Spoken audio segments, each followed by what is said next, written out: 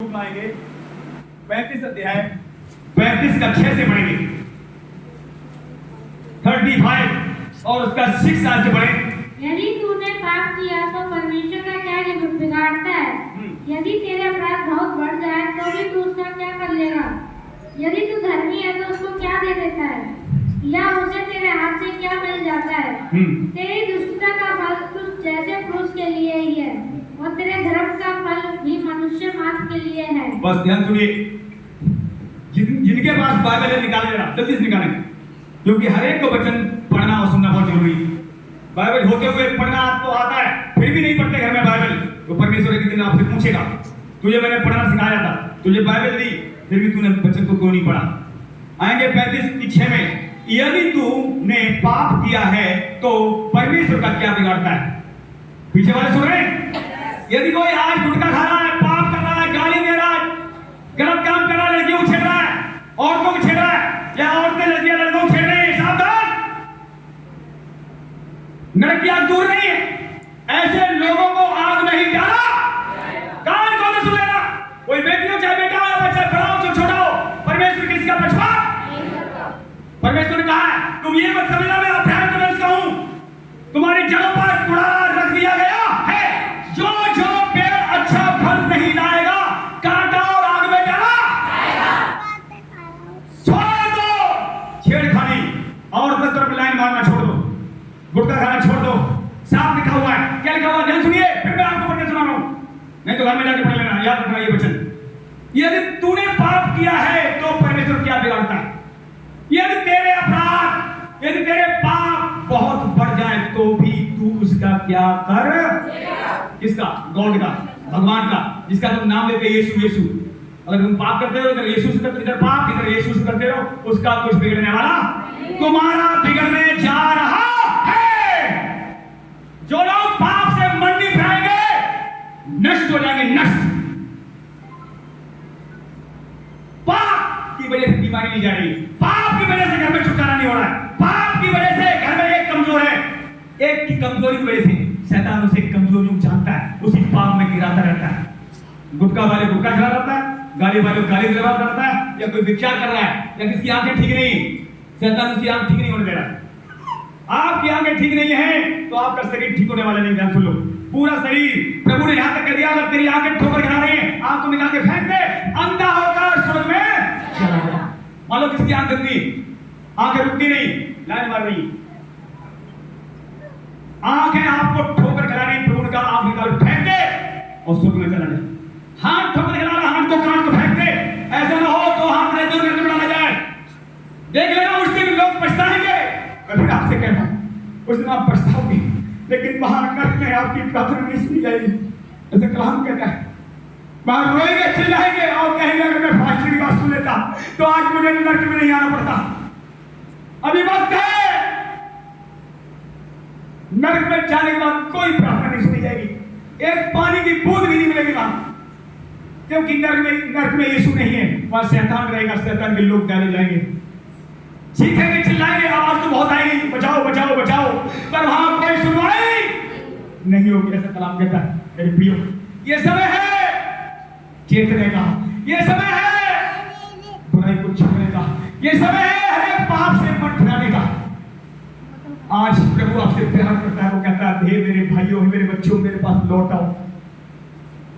लूका 13:3 पढ़ गई थी, लूका ने कहा 13:3, प्रभु क्या कह रहा है? छोड़ दो, ऊपरी कमाई छोड़ दो, रिश्वत लेना छोड़ दो, बुराई का पैसा घर में मत जाने दो, ईमानदारी का पैसा लाओ, उसमें बरकत प्रभु देगा। चोरी करना छोड़ दो, झूठ बोलना छोड़ दो, निकालेंगे। लूका 13:3। मैं तुमसे कहता हूं कि नहीं, परंतु यदि तुम मन न फिराओगी तो तुम सभी इसी रीति से नष्ट होंगे। देखिए, यदि तुम मन न फिराओगे, यीशु मसीह ने कहा है कि अब तुम बुराई से मन नहीं फिराओगे, तुम भी इसी रीत से नष्ट हो जो पहले हुई। आज भी लोग मरेंगे तो पाप की वजह से मरेंगे, यीशु की मर्जी से। यीशु मर्जी क्या है? यीशु की मर्जी है कोई भी ना मरे। प्रभु ने दोनों हाथ फैलाए अपने आप की तरफ, जीवन और मौत दोनों आपके सामने प्रभु ने रख दिया। जीवन कहाँ है? यीशु के पास। और मौत कहाँ है? यीशु से हटकर। अगर यीशु के पास आप हैं तो आपको जीवन दिया जाएगा, और यीशु के हटकर है तो मौत निश्चित आनी। 2 बार मरेंगे। ये शरीर में भी मरना है और आत्मा में मरना है। मेरे प्रिय ध्यान सुने ना, आप एक आत्मा है। ये मिट्टी का शरीर कुछ ही दिन बाद वापस ले लिया जाएगा। ये मकान है जितने आपके हैं, हवेली सब खड़ी रह जाएंगी। आप इस मकान छोड़ चले जाएंगे, हम भी चले जाएंगे, लेकिन वहां जैसे ही जाएंगे एक दूसरा शरीर मिलेगा। आपने शरीर में रहते हुए उद्धार पाया था, पश्चाताप किया था, भले काम किए थे, बुराई छोड़ दी थी, तो आपको जी उठेंगे या जिंदा भी चले जाएंगे, आपको सीधा स्वर्ग जाएंगे। कोई रोक सकता? आनंद करेंगे वहां प्रभु के साथ। और जिन्होंने बुराई के लिए ये शरीर भरा है, यीशु मसीह में आगे फिर भी नहीं सुधरे, उन्हें नरक में डाल दिया जाएगा। आप देख लो, और धनी व्यक्ति था, पैसे वाला था, चिल्ला रहा था, ये भाई मुझे बचा ले। अब मेरे भाई भी गलत काम कर रहे हैं, मैं कैसे उन्हें बचाऊं? अब्राहम ने कहा बहुत सारी किताबें मैं भेजी, बहुत सारे नबी भेजे, उनकी बातें वो सुने। धनी व्यक्ति कह रहा है प्रभु उनकी बातें वो नहीं सुनेंगे। लाजर जो तेरे पास है जिंदा हुआ है, मरने के बाद जिंदा हुआ है, वो तेरी गोद में बैठा, स्वर्ग में बैठा, वो आनंद कर रहा है। उसे भेज दे हमारे घर में, हमारे भाई और है 5, वो हमारे से बुरा काम कर रहे हैं, वो हमारी जगह पे गलती से ना रहे। लेकिन वहां कोई दुआ, नरक से कोई दुआ सुनी गई नहीं।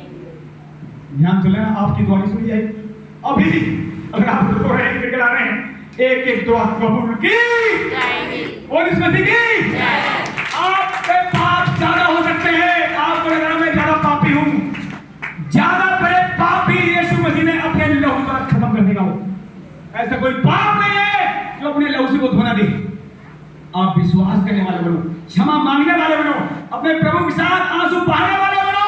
ऐसा कोई पाप नहीं है जो आपसे छुड़ाया जाए आपको। ऐसी कोई बीमारी नहीं है, ऐसी कोई दुष्ट आत्मा नहीं जो आपको छोड़ ना जाए। सिर्फ पाप की वजह से प्रॉब्लम है, अभी पाप की वजह से। पीछे वाले सुन रहे हैं?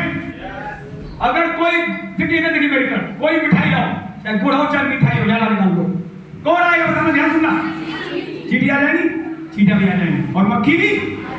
और कब तक रहेंगे वो लोग? जब तक गुड़ खत्म, उसको खत्म करके छोड़ेंगे। तो ध्यान सुन लो, पाप तुम्हें एक दिन खाकर ही छोड़ेगा। ऐसे पाप जाएगा। पाप की मजदूरी क्या है? पाप धीरे धीरे डसता है, धीरे धीरे धीरे धीरे नशा करता है, धीरे धीरे किडनियों को फेफड़ों को लाता है, फिर बाद में किडनियों को कैंसर हो जाता है। होता नहीं होता? ऐसे ही पाप का काम है डसना।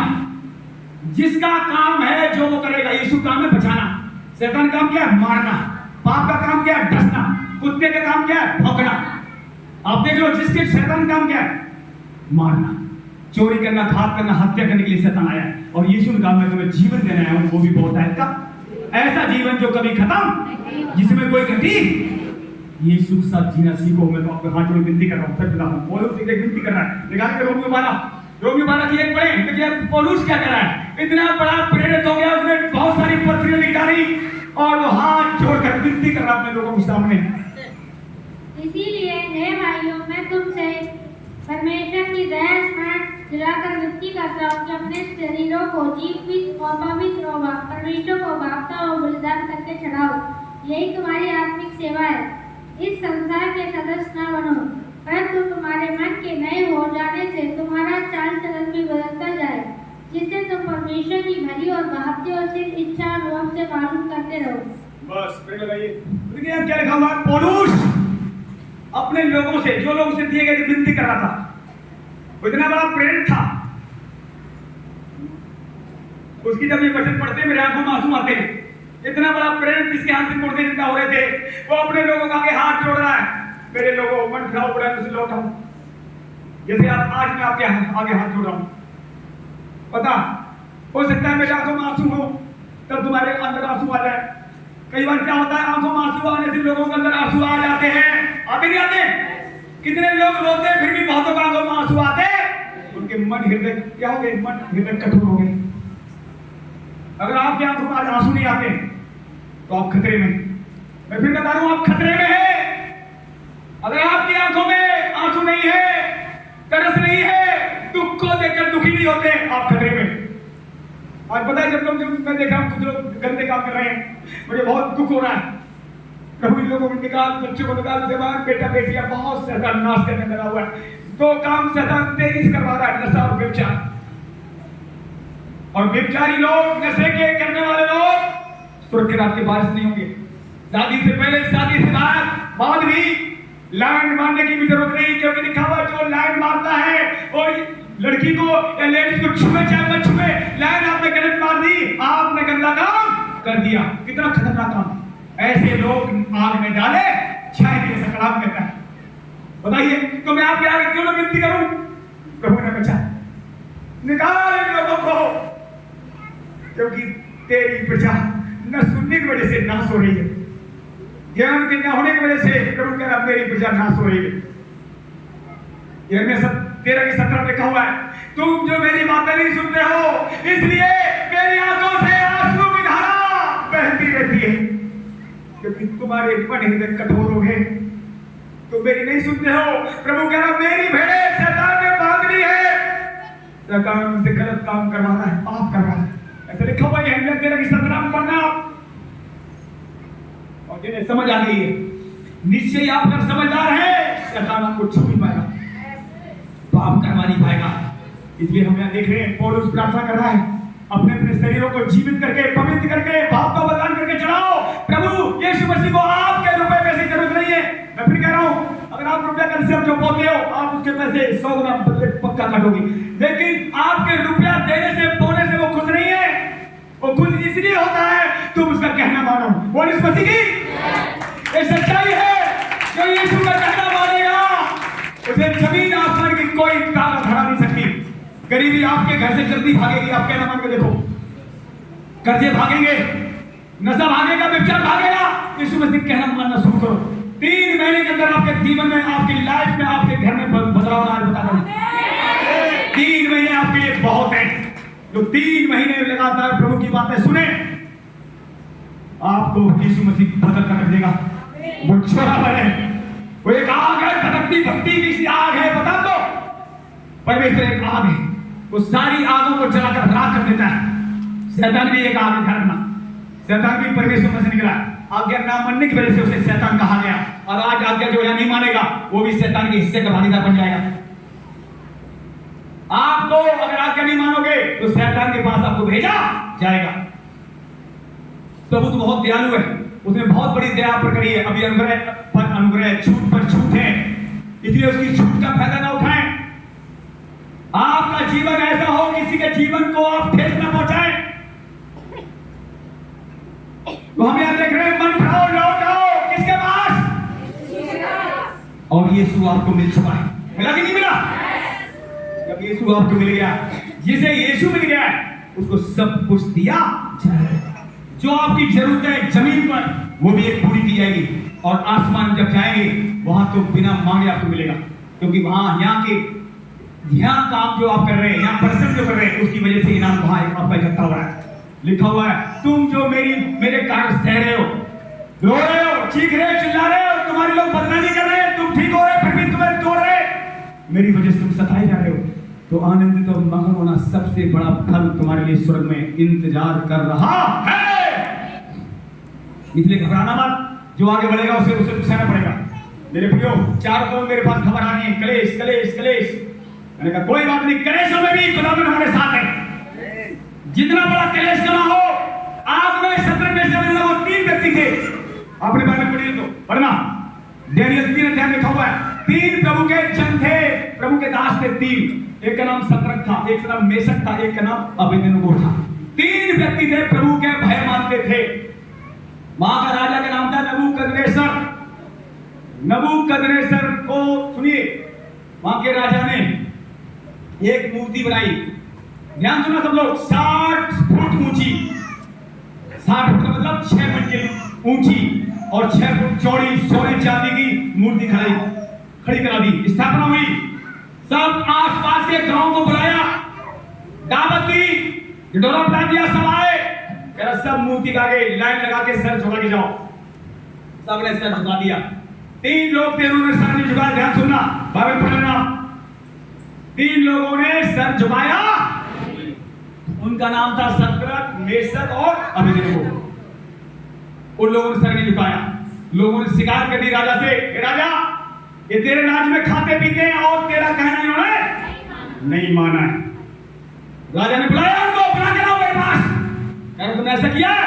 कह रहा हाँ मैंने ऐसा किया है। कह रहा आप मेरे कहने से सर झुकाओ, नहीं तो जिंदा भट्टे में तीनों को डाल दिया। अब देखिए सदर में से का विश्वास था परमेश्वर पर। उसने कहा हे राजा, मेरा परमेश्वर ताकतवर है, तेरे हाथ से छुड़ाने की ताकत, और यदि वो ना भी छुड़ाए तो भी तेरे मूर्ति के आगे सर नहीं झुकाऊंगा। और लिखा हुआ है अब राजा ने ये बात सुनी, उसकी आंखें लाल हो गई, उसे क्रोध आ गया। कहने ले जाओ तीनों को 7 गुना लकड़ी भट्टे में और ज्यादा डाल दो और मेरे सामने जिंदा जला दो। मंत्रियों को हुक्म मिला, मंत्रियों ने 3 आदमी हो गए कि बांधा, हाथ मारे पैर बांधे और ले गए उठाकर आग में डाल दिया। और जैसे ही आग में डाला, जिन्होंने डाला था वो तो आग से जल मरे, डालने वाले जल गए, पर जो डाले गए उनके रस्सियां खुल गई और वो आग में तैर गई। 3 डाले गए थे 3 और चौथा एक और आ गया, उसका नाम प्रभु। आप किसी भी आग में डाले जाओगे, आग जला नहीं पाएगी। पवित्र करके देखो, उसका कहना मान के देखो। उन्होंने कहना माना, क्योंकि लिखा हुआ है वचन में सिर्फ प्रभु का आगे सर झुकाना, किसी का आगे सर झुकाने की जरूरत। ये बात वो जानते थे, इसलिए राजा का कहना भी उन्होंने नहीं माना। नहीं माना तो राजा ने देखा ये 3 तो मैंने डाले थे, चौथा कौन आ गया? पूछा मंत्रियों से, क्या तूने 4 डाले थे? 4 नहीं डाले थे, मैंने तो 3 ही डाले थे। फिर चौथा कौन आ गया? चौथा तुम्हारा बाप आ गया। चौथा तुम्हारा बाप, जिसने सारी दुनिया बनाई है। अगर आप इसका कहना मानोगे तुम्हारे लिए आग में घुस जाएगा। हर एक समस्या कैसी बड़ी क्यों हो, आग से बड़ी समस्या क्या हो सकती है? आग में कुछ नहीं बचता है। और सुनिए ध्यान से, दूसरी बात बता रहा हूं आपको, जिस रस्सी से उन्हें बांधा था टांग, रस्सियां चल गई और कपड़ा बाल कमजोर था, रस्सियां कमजोर थी। पहले बताओ, जब रस्सियां चल सकती बाल भी चल सकता है, लेकिन खुदा की तारीफ देखो, उसकी समझ देखो, उसकी ताकत देखो, बाल नहीं चलने दिया और रस्सियां चला दी। एक धड़कन आज तुम्हारे घरों से चलेगा। लेकिन ध्यान से सुनना, आज शैतान चल रहा है तुम्हारे घरों से। हमारा बाप जोरावर है। बाइबल बताती, लिख रहे पढ़ना ना, भजन 27:15 में लिखा हुआ है, जब जब हमारे परमेश्वर ने चाहा तब तब जमीन पर वही किया, और आज भी वही करेगा जो वो चाहेगा।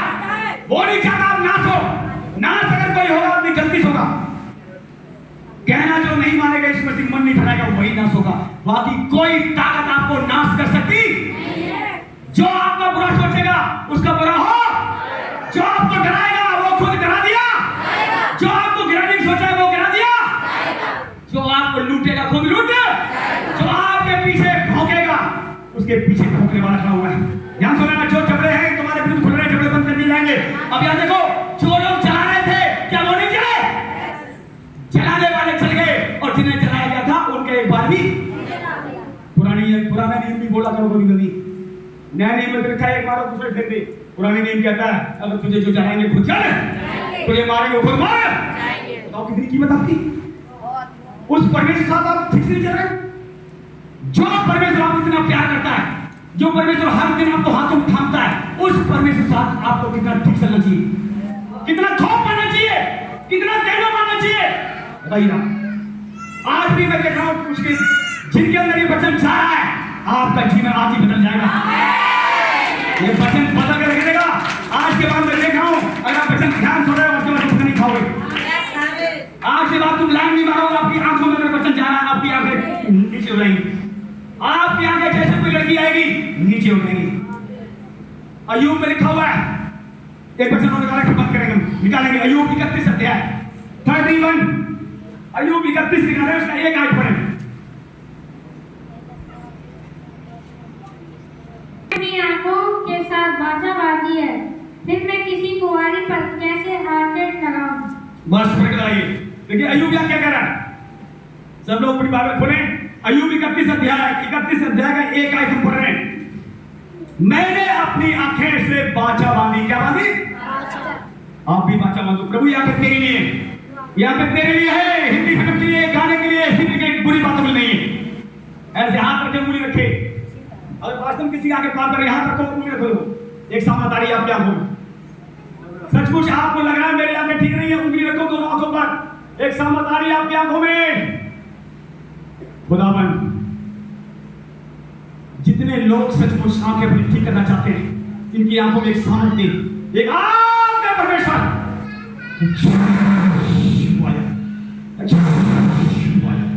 ये आंखें फिर से पाप ना करें, तेरे कब्जे में देता हूं। ये आंखों से आज बाचा मांगे, ये आंखें किसी तरफ लाइन न मिला मारे खुदा, क्योंकि आंखें इन्हें धोखा दे रही है, इन्हें समझ दे प्रभु, ये आंखें ये बाचा मांगे जैसे अय्यूब ने बाचा मांगी, और ऐसे तो रात को सब बाचा बन गए। विश्वास करता हूं ये आंखें फ्री हो गई।